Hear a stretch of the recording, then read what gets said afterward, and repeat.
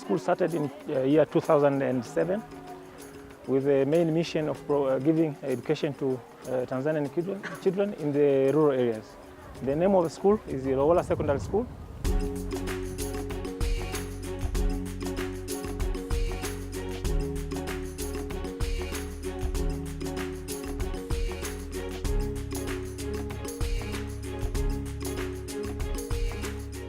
Ilowola means is fishing.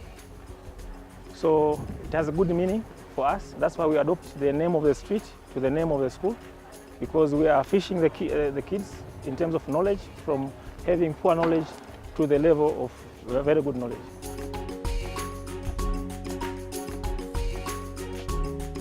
So that's when we started thinking of the best ways of running the school rather than depending on school fees, where the parents have to pay from the pocket. So again, we had to focus very much on the academics, and I can assure you, since 2007, our school has been performing very well. And for example, last year in the country, out of over 1,300 schools, our school is number 32 countrywide. So it's one of the best schools in the region. Is number 2. So it's one of the best schools in the country, academically. But again, for us, like I said earlier on, we have to run the school. We have adopted the self-sufficiency model, and the reason was we met with Fundación Paraguay after winning the enterprise challenge. That's when we got to know Fundación Paraguay, and that's when we started working with, and that's when we came to know about the model for self-sufficiency for the school. But for us, it wasn't a problem, because it is something that we already started working. We didn't call it that way. We used to call entrepreneurship program, but which was fitting very well with the self-sufficiency model. So we decided to adopt the model, and we are running up now. And I'm very happy to say, in the next few years, our school confidently will be self-sufficient. I can assure you it was a great challenge to transform an academic school to become a self-sufficient school. First of all, with the students, because they came here as an academic school. So when you ask the child to go and work in the field, it's a problem. When you tell the teachers to stop their white-collar jobs to go to the field and work, is another challenge, because they know they have been trained as teachers, not working on the fields. When you talk about parents that we need to produce, on one side, they become very angry because they don't want their kids to work. But on the other side, when they know the impact on the school fees, that it is low, and they are going to benefit, and their children will learn, then it becomes good. In the parents' meeting, we talk about these things, and we share with them our views. And at the moment, I'm happy to say we are all in sync. Everybody agrees with the model. So far, we have, I would say, about 6 DPUs.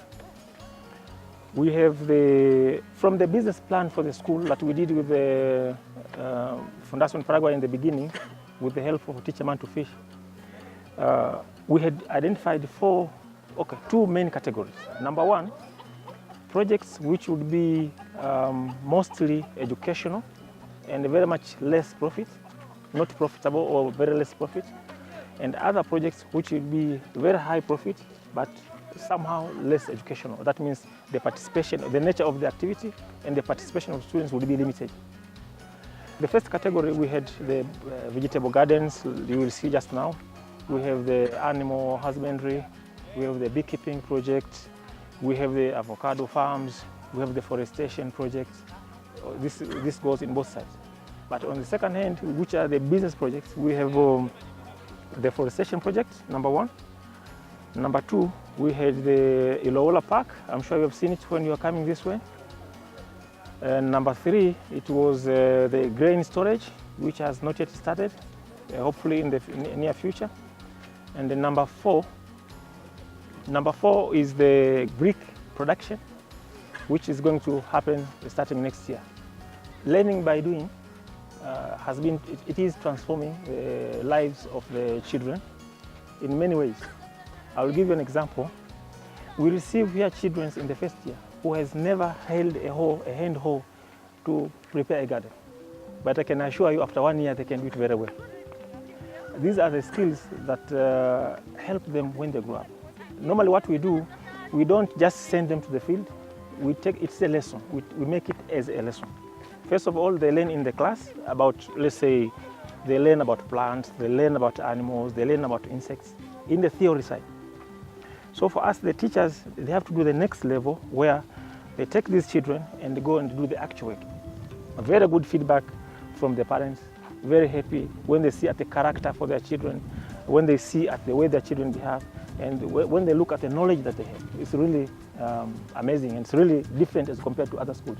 And this is a great advantage that us as Ilowola Secondary School have as compared to other schools. This is an additional thing that students are getting. The skills that they gain, these are life skills.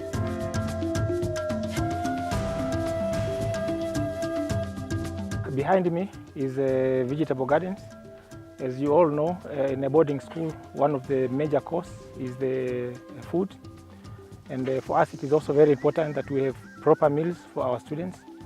But instead of buying from the markets, we produce ourselves, and everything is produced from here. And this is a work for students. The vegetables that we harvest from here are also harvested by students and used in the school kitchen. So the main objective for this garden is to, number one, to produce food as part of self-sufficiency, to cut the cost, but most importantly is to improve the nutrition for the students. Like I said, this is the work of students. First of all, they learn in the classroom about plants and about how to do all the agricultural work, about how to the watering, the importance of watering and all these things. They learn in the class. We need to be good citizens and help those that we are sure that they cannot afford to pay for school fees. So basically, the main objective is to run the school in a self-sufficient way, to run a school in a cost-effective way, but still be able to provide best quality education.